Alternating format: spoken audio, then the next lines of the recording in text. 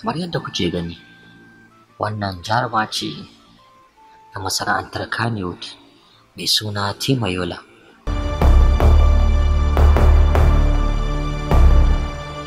Wannan jaruma ce da take a masana'antar Kannywood. Ta kasance ba asalin 'yar jihar Kano ba ce, mutuniyar garin Yola ce.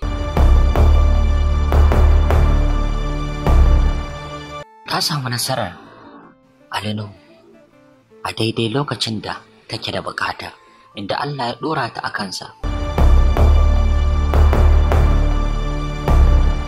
Tima Adam Yola jaruma ce wanda ta shura wajen fitowa a matsayi na uwa ko na budurwa ko kuma matsayi na fitanannu marasa ji. Duk da cewar fitowarsu a irin wannan matsayi ba shine yake nuna cewar halinsu ne a gaske ba. Sannan Timayola ta yi nasarar samun wannan kamfani a daidai na FKD, wato kamfanin Alinu.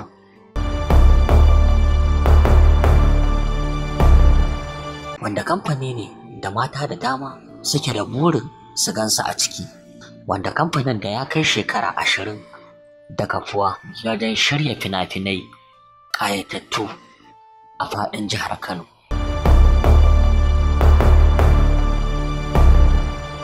Inda Sarki Alinu ya dubi cancantarta wajen nuna ƙwazonta da bawa masana'antar gudunmawa, inda ya naɗa ta babban mukami. Babu macen da aka taɓa ba wannan matsayi.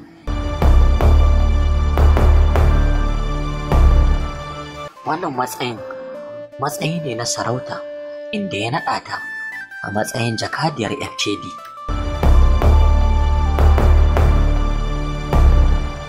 Saboda haka muna taya ta murna da samun wannan mukami sakamakon nuna cancantarta.